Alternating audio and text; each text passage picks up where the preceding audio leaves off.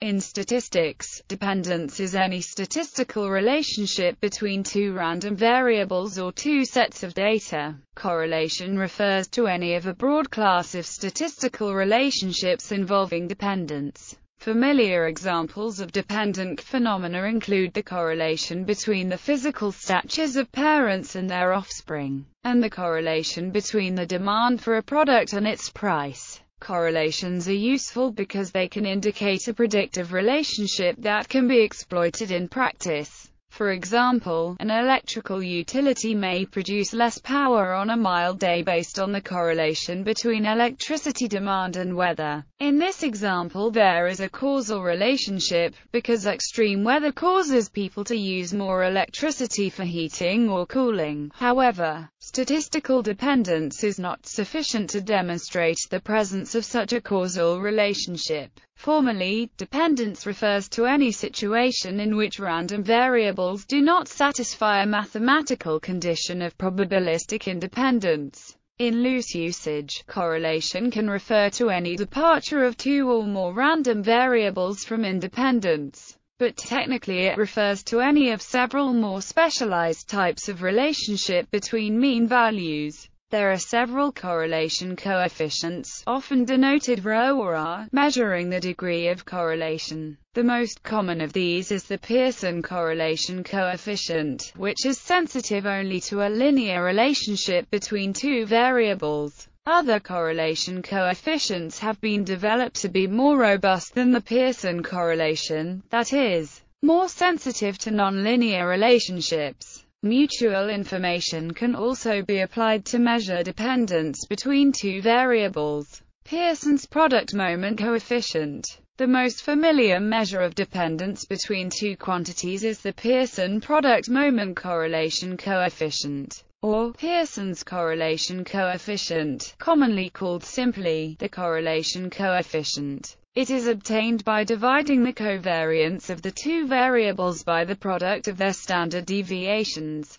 Carl Pearson developed the coefficient from a similar but slightly different idea by Francis Galton. The population correlation coefficient ρx, y between two random variables x and y with expected values μx and μy and standard deviations sigma x and sigma y is defined as where E is the expected value operator, cov means covariance, and cor is a widely used alternative notation for the correlation coefficient. The Pearson correlation is defined only if both of the standard deviations are finite and non-zero. It is a corollary of the Cauchy-Schwarz inequality that the correlation cannot exceed 1 in absolute value. The correlation coefficient is symmetric. Cor equals cor. The Pearson correlation is +1 in the case of a perfect direct linear relationship, -1 in the case of a perfect decreasing linear relationship, and some value between -1 and 1 in all other cases, indicating the degree of linear dependence between the variables. As it approaches zero, there is less of a relationship. The closer the coefficient is to either -1 or 1, the stronger the correlation between the variables. If the variables are independent, Pearson's correlation coefficient is 0. But the converse is not true because the correlation coefficient detects only linear dependencies between two variables. For example, suppose the random variable x is symmetrically distributed about 0, and y equals x2. Then y is completely determined by x, so that x and y are perfectly dependent, but their correlation is 0, they are uncorrelated. However, in the special case when x and y are jointly normal, uncorrelatedness is equivalent to independence. If we have a series of n measurements of x and y written as xi and yi for I equals 1, 2, n, then the sample correlation coefficient can be used to estimate the population Pearson correlation R between x and y. The sample correlation coefficient is written where x and y are the sample means of x and y, and Sx and psi are the sample standard deviations of x and y. This can also be written as if x and y are results of measurements that contain measurement error. The realistic limits on the correlation coefficient are not -1 to +1 but a smaller range. For the case of a linear model with a single independent variable, the coefficient of determination is the square of R. Pearson's product moment coefficient. Rank correlation coefficients. Rank correlation coefficients, such as Spearman's rank correlation coefficient and Kendall's rank correlation coefficient, measure the extent to which, as one variable increases, the other variable tends to increase, without requiring that increase to be represented by a linear relationship. If, as the one variable increases, the other decreases, the rank correlation coefficients will be negative. It is common to regard these rank correlation coefficients as alternatives to Pearson's coefficient, used either to reduce the amount of calculation or to make the coefficient less sensitive to non-normality in distributions. However, this view has little mathematical basis, as rank correlation coefficients measure a different type of relationship than a Pearson product moment correlation coefficient, and are best seen as measures of a different type of association, rather than as alternative measure of the population correlation coefficient. To illustrate the nature of rank correlation, and its difference from linear correlation, consider the following four pairs of numbers.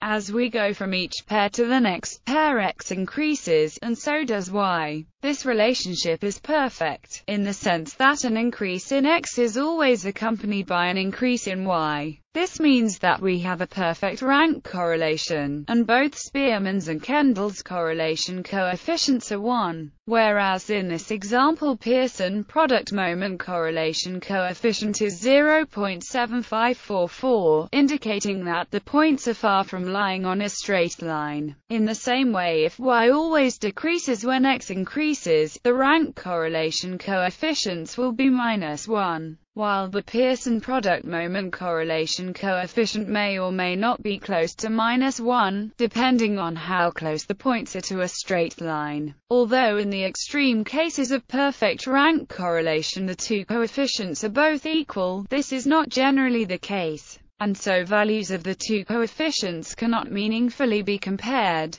For example, for the three pairs Spearman's coefficient is 1/2, while Kendall's coefficient is 1/3. Other measures of dependence among random variables. The information given by a correlation coefficient is not enough to define the dependence structure between random variables. The correlation coefficient completely defines the dependence structure only in very particular cases. For example, when the distribution is a multivariate normal distribution. In the case of elliptical distributions, it characterizes the ellipses of equal density. However, it does not completely characterize the dependence structure. Distance correlation and Brownian covariance. Brownian correlation were introduced to address the deficiency of Pearson's correlation that it can be 0 for dependent random variables. 0 distance correlation and 0 Brownian correlation imply independence. The randomized dependence coefficient is a computationally efficient, copula-based measure of dependence between multivariate random variables. RDC is invariant with respect to nonlinear scalings of random variables, is capable of discovering a wide range of functional association patterns and takes value 0 at independence. The correlation ratio is able to detect almost any functional dependency, and the entropy-based mutual information, total correlation and dual total correlation are capable of detecting even more general dependencies. These are sometimes referred to as multi-moment correlation measures, in comparison to those that consider only second-moment dependence. The polychoric correlation is another correlation applied to ordinal data that aims to estimate the correlation between theorized latent variables. One way to capture a more complete view of dependence structure is to consider a copula between them. The coefficient of determination generalizes the correlation coefficient for relationships beyond simple linear regression. Sensitivity to the data distribution. The degree of dependence between variables x and y does not depend on the scale on which the variables are expressed. That is, if we are analyzing the relationship between x and y, most correlation measures are unaffected by transforming x to a plus bx and y to c plus dy, where a, b, c, and d are constants. This is true of some correlation statistics as well as their population analogues. Some correlation statistics, such as the rank correlation coefficient, are also invariant to monotone transformations of the marginal distributions of x and or y. Most correlation measures are sensitive to the manner in which x and y are sampled. Dependencies tend to be stronger if viewed over a wider range of values. Thus, if we consider the correlation coefficient between the heights of fathers and their sons over all adult males, and compare it to the same correlation coefficient calculated when the fathers are selected to be between 165 cm and 170 cm in height, the correlation will be weaker in the latter case.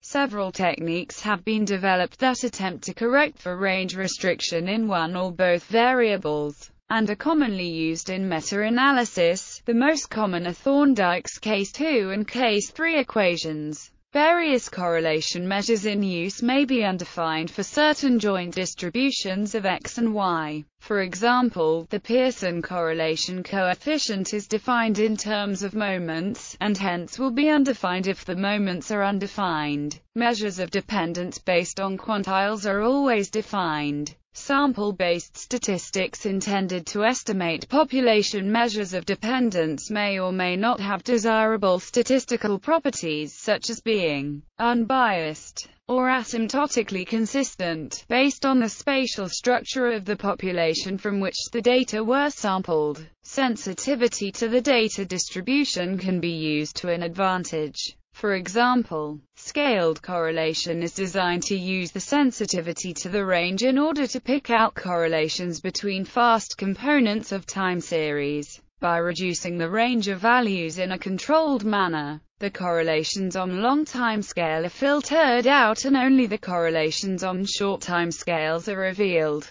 Correlation matrices. The correlation matrix of n random variables x1, xn is the n times n matrix whose I, j entry is core. If the measures of correlation use the product moment coefficients, the correlation matrix is the same as the covariance matrix of the standardized random variables xi, sigma for I equals 1. This applies to both the matrix of population correlations, and to the matrix of sample correlations. Consequently, each is necessarily a positive semi-definite matrix. The correlation matrix is symmetric because the correlation between xi and xj is the same as the correlation between xj and xi. Common misconceptions. Correlation and causality. The conventional dictum that correlation does not imply causation means that correlation cannot be used to infer a causal relationship between the variables.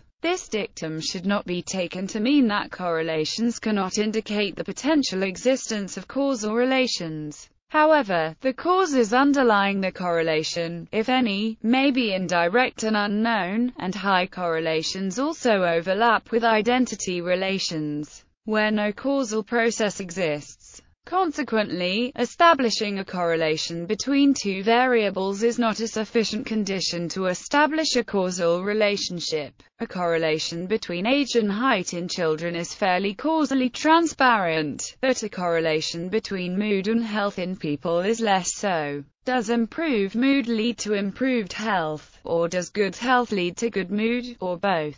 Or does some other factor underlie both? In other words, a correlation can be taken as evidence for a possible causal relationship, but cannot indicate what the causal relationship, if any, might be. Correlation and linearity. The Pearson correlation coefficient indicates the strength of a linear relationship between two variables, but its value generally does not completely characterize their relationship. In particular, if the conditional mean of y given x, denoted E, is not linear in x, the correlation coefficient will not fully determine the form of E. The image on the right shows scatter plots of Anscombe's quartet, a set of 4 different pairs of variables created by Francis Anscombe. The 4 Y variables have the same mean, variance, correlation and regression line. However, as can be seen on the plots, the distribution of the variables is very different. The first one seems to be distributed normally, and corresponds to what one would expect when considering 2 variables correlated and following the assumption of normality. The second one is not distributed normally. While an obvious relationship between the 2 variables can be observed, it is not linear. In this case, the Pearson correlation coefficient does not indicate that there is an exact functional relationship,